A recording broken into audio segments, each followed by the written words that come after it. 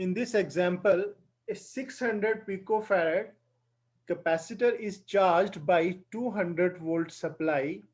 It is then disconnected from the supply. First इसको charge किया फिर disconnect कर दिया and is connected to another uncharged 600 picofarad capacitor. How much electrostatic energy is lost in this process? देखिए यहाँ पे क्या बोल रहा है, ये बोल रहा है कि हमारे पास यहाँ पे दो कैपेसिटर्स हैं। क्या है? दो कैपेसिटर्स हैं। मान लो एक C1 है जिसके ऊपर जिसकी कैपेसिटेंस दी हुई है हमें 600 पिको फैरेड, और एक दूसरा कैपेसिटर है उसकी भी सेम है, दोनों मतलब C1 इक्वल टू C2 है। ये कितना है? ये है 600 पिको फैरेड। ये इस तरह से हमारे पास बच्चे कैपेसिटर्स दिए हुए हैं। ठीक है, क्या बोल रहा है? फर्स्ट जो C1 है इसको पहले इसने एक चार्ज किया। क्या किया? इसको, इस कैपेसिटर्स को इसने चार्ज किया किसके साथ? 200 वोल्ट सप्लाई के साथ। तो इसको जब चार्ज किया होगा तो इसके अंदर एनर्जी स्टोर हो जाएगी। फिर उसके बाद इसको चार्ज करने के बाद इसी C1 को इसने क्या कर दिया? डिस्कनेक्ट कर दिया। डिस्कनेक्ट करने के बाद कहां से डिस्कनेक्ट किया? इस सप्लाई से डिस्कनेक्ट कर दिया। सप्लाई से डिस्कनेक्ट कर दिया और फिर कनेक्ट किया इस अनचार्ज वाले के साथ। इस अनचार्ज वाले के साथ ही आपको ये बोल रहा है how much electrostatic energy is lost in the process. तो एनर्जी जो लॉस रहती है हमारे पास, देखो जो एनर्जी का लॉस होगा, एनर्जी लॉस होगा हमारे पास बच्चे इनिशियल एनर्जी, ठीक है, माइनस फाइनल एनर्जी। इन दोनों को मतलब इनिशियल एनर्जी कितनी थी, जैसे इसको चार्ज करने के बाद उसके बाद कुछ एनर्जी स्टोर हो जाएगी फर्स्ट वाले कैपेसिटर्स के पास।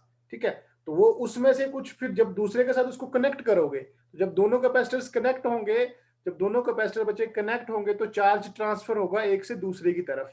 जब चार्ज ट्रांसफर होगा एक से दूसरे की तरफ तो एक स्टेज आएगी दोनों का पोटेंशियल सेम हो जाएगा। वो तब तक चलता रहेगा प्रोसेस। तो एनर्जी का लॉस मुझे कैसे मिलेगा? में जितनी इनिशियल एनर्जी है, इनिशियल में से अब फाइनल कितनी रह गई, तो आपके पास लॉस आ गया। अब सबसे पहले मुझे अगर इनिशियल एनर्जी निकालनी है तो बच्चे इनिशियल एनर्जी अगर मैं यहां लिखता हूं इनिशियल एनर्जी, तो इनिशियल एनर्जी जो होगी सिर्फ देखो C1 में होगी। क्यों? क्योंकि C1 को ही आप चार्ज कर रहे हो, तो C2 को तो पहले स्टार्टिंग में चार्ज नहीं कर रहे ना। तो जो इनिशियल एनर्जी होगी, अगर यहां लिखता हूं मैं EI हो जाएगी आपके पास, अगर मैं लिखता हूं E1 प्लस E2। ये E1 की इनिशियल एनर्जी है, ठीक है, और ये E2 की इनिशियल एनर्जी। और हमें पता है कि E1 में ही एनर्जी होगी सिर्फ, और E2 की कितनी होगी? 0। तो यहां मैं लिख सकता हूं E1 प्लस 0। और हमें पता है जब एक कैपेसिटर्स को पोटेंशियल डिफरेंस से लगाते हो तो उसके अंदर जो एनर्जी स्टोर होती है उसका हमारे पास फार्मूला होता है E is equal to 1/2 CV² के बराबर। तो यहां से मेरे पास इनिशियल एनर्जी आ जाएगी EI, ये आ जाएगी 1/2 CV²। 1/2 C1 लिख देता हूं और V² के बराबर लिख देता हूं यहाँ पे। अब देखें बच्चे यहाँ पे ध्यान से, तो यहाँ पे इसकी हम न्यूमेरिकल वैल्यू निकालते हैं। E इनिशियल एनर्जी आपके पास आ रही है 1/2, C1 की वैल्यू है आपके पास यहाँ पे 600 पिको फैरेड है, तो उसको मल्टीप्लाइड बाई 10⁻⁻12 करेंगे। मल्टीप्लाइड बाई किसके साथ? V1 का स्क्वायर, तो 200 है मल्टीप्लाइड बाई 200। तो 1 0 2 0 3 4 5 और 6, ये 6 0 इसके साथ अगर मैं कट करूं तो यहां से मेरे पास रह जाएगा 10⁻⁻6। ये 10⁻⁻6 रह गया। ये 2 इसके साथ अगर मैं कट कर दूं तो यहां से मेरे पास बच रहा है 6 और 2। तो बच्चे ई इनिशियल जो मेरे पास एनर्जी आ रही है वो आ रही है 6 2 12, 12 इंटू 10⁻⁻6 जूल के बराबर। ये इनिशियल एनर्जी है। अब बच्चे आप जब इसको आप क्या करोगे, इसने क्या बोला, इसको डिस्कनेक्ट कर दिया पावर से। जब पावर से इसको डिस्कनेक्ट कर दिया तो इसको फिर किसके साथ कनेक्ट कर दिया? एक अनचार्ज कैपेसिटर्स के साथ। तो जब इसको अनचार्ज कैपेसिटर्स के साथ आपने कनेक्ट किया होगा तो उस टाइम पे उन दोनों कैपेसिटर की कैपेसिटेंस तो ऐड हो जाएगी। तो यहाँ पे आप आपके पास C इक्विवेलेंट आ जाएगा। C इक्विवेलेंट हो जाएगा C1 प्लस C2, और इसकी वैल्यू कितनी हो जाएगी आपके पास? 1200 पिको फैरेड के बराबर।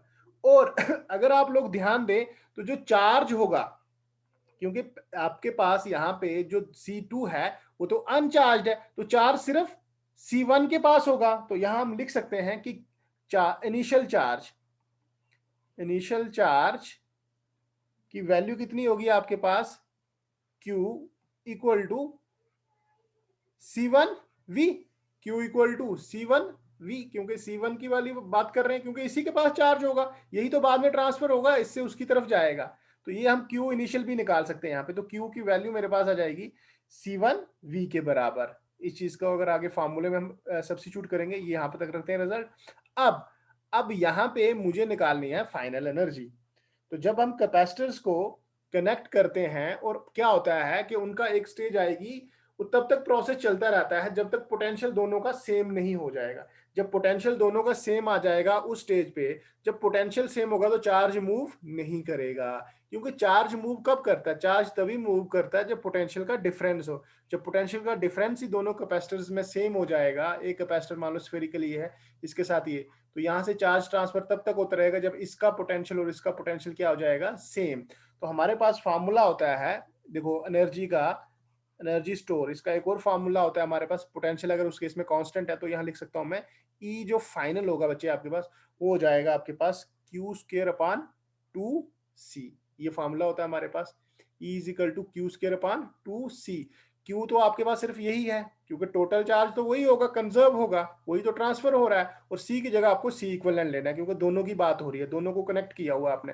तो बच्चे ई फाइनल की वैल्यू अगर मैं लिखता हूँ क्यू स्क्र, तो क्यू की जगह मैं क्या लिख सकता हूँ, C1 का स्क्वायर और V का square divided by twice C equivalent. C equivalent किसके बराबर है, C1 प्लस C2। तो C1 प्लस C2 के बराबर है हमारे पास। तो ये मेरे पास फॉर्मूला आ गया। अब यहाँ पे हम वैल्यू सब्स्टिट्यूट करेंगे और यहाँ पे आप रिजल्ट निकालेंगे हम लोग। तो बच्चे ई फाइनल की वैल्यू अगर मैं लिखता हूँ C1 का स्क्वायर क्या है, यहाँ पहले लिख देते हैं C1 का square plus V square multiplied by V square divided by twice C equivalent मेरा निकाला हुआ कितना है 1200 पिको फैरेड। इसको लिख सकता हूँ 10⁻⁻12। अब यहाँ पे मैं वैल्यू सब्स्टिट्यूट करूंगा, देखें ध्यान से। तो बच्चे मैं यहाँ लिखता हूँ अगर ई फाइनल की वैल्यू मेरे पास आ रही है C1 कितना है बच्चे, C1 है 600 multiplied by 600 multiplied by 10⁻⁻12 multiplied by 10⁻⁻12, क्योंकि इसका स्क्वायर है तो मैंने इस तरह से लिख दिया, मल्टीप्लाइड बाई v का स्क्वायर, v है आपके पास 200 multiplied by 200 divided by 2 into 1200 multiplied by 10⁻⁻12। अब देखें यहाँ पे ध्यान से अगर आप लोग यहाँ ध्यान देखें, पहले अगर ये एक 10⁻⁻12 और ये 10⁻⁻12 कट जाएगा। फिर यहाँ देखें 1 2 3 4 5 6 7 और 8, ये 8 जीरो अगर आप इसके साथ कट करोगे तो यहाँ आ जाएगा 10⁻⁻4।